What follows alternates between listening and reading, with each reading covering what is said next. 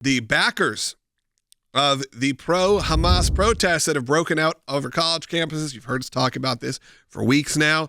And of course, Columbia had to make a statement. What did they do? They decided to cancel their main commencement. So no longer will Columbia students have their main commencement. They're going to have smaller graduations based on the school, like the individual school. And that will happen still right now. But the big one, not happening right now.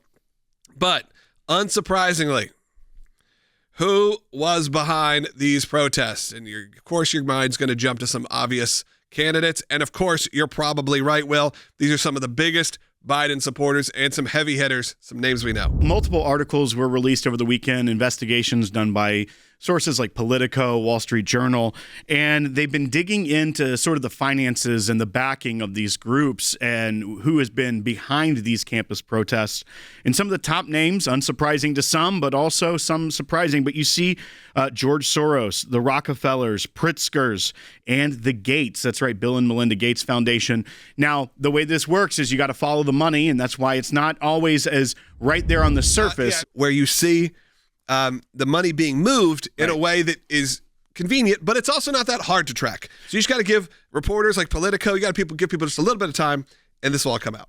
That's right. So the main source of a lot of these funds seems to be the major funding, hundreds and hundreds of thousands of dollars from each of these big funders to an organization called the Tides Foundation, which is their tagline is shifting power, advancing social justice. But some of the organizations that they have been funding under that, so a sub-grant, are organizations like IfNotNow and Jewish Voice for Peace. And Jewish Voice for Peace and others are explicitly anti-Zionist organizations, and they have been some of the major organizers at these campus university protests. We'll get into in the next segment also some of the training that these organizations have been doing on campus. So we see now how organized, how well-funded this movement has been. It's what a lot of our audience has been saying from the beginning, but how easily they're able to infiltrate student groups on campus when they have this big funding from these organizations, from these individuals that are also major Biden donors. When you have a name like a Soros or a Gates or a Rockefeller, it's just at some point hilarious. It is, and it's important to note that this reflects reporting from Politico, not a conservative magazine. No. So on one hand, you have these individuals strongly supporting Joe Biden, but on the other hand, you have these individuals supporting groups that support not dissent, but hatred and anti-Semitism, including terrorism and violence. So at Columbia, for instance, they had a meeting, a virtual meeting with a group called Salmon Down, a Palestinian prisoner solidarity network based in Vancouver, British Columbia.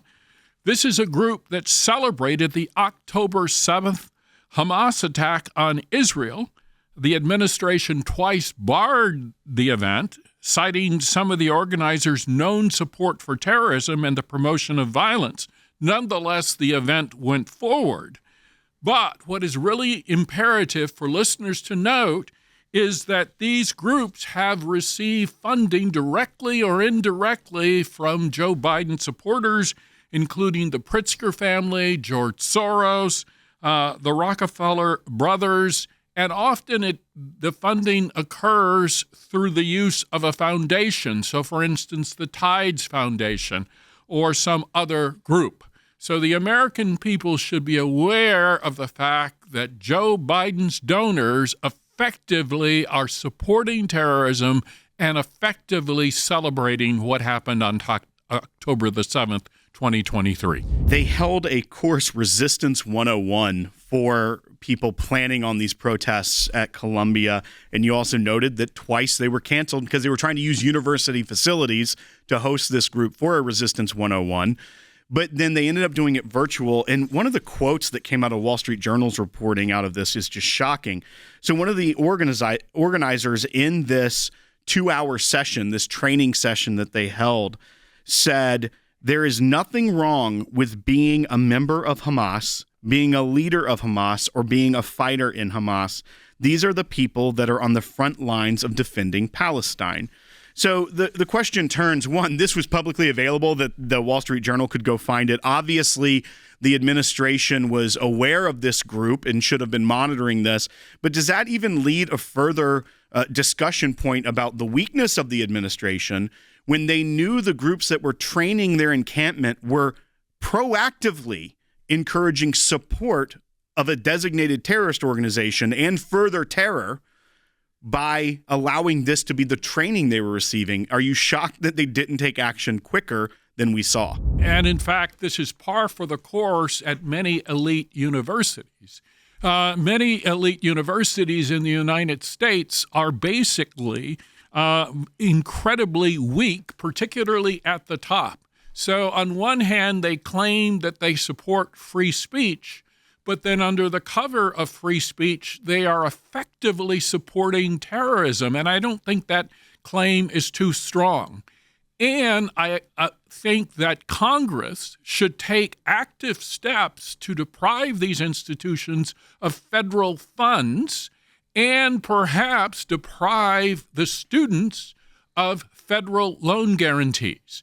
So I think what is needed is a response from the political sphere to the inaction and the weakness, the fecklessness of the administration at campuses throughout the United States. Just as I was coming down for the show, I looked at footage at the University of California at San Diego. There, the students broke through a barrier. And one of the things that I think it's imperative to remember is that the administrations at many of these universities, they do not really support the police in cracking down on the demonstrators. They basically are giving lip service to law and order and the protection of property. There is a tide turning in this country. They see the actual kids that are out there are ones being misled by some of these big organizations, by organizations that have been ready for this and have been planning for months. I think we're learning that too, is that This wasn't something that just sprung up all of a sudden in a week. This was an attempt to overthrow these schools and really to create a media moment that's been being planned for really since the attacks. When you follow the money, what's interesting is that the Soros, Rockefeller, Pritzker, and Gates triumphant donor pocketbooks, not only are they huge donors to Joe Biden, huge donors to the organizations creating this chaos on campus, but also huge donors to these universities themselves. So their money is touching every facet of this chaos. And at some point, you have to wonder which angle of their agenda is going to reign supreme. Because if they can start pulling their funding from the universities and continue funding the chaos, or pulling their dollars from the presidential candidate, that dollar has a lot of ability to affect change on policy, which is obviously the end goal for these organizations, is to affect the policy of President Biden. There's a reason they're calling him Genocide Joe. Do you think that it will come to that, where they're going to hold these universities hostage, not just from encampments, but also with their donations to the universities themselves? These organizations support a permanent revolution in the United States. They are committed to a leftist agenda. And the leftist agenda, if you go back and you look at history, is committed to a constant revolution, and a constant revolution that continues for decades.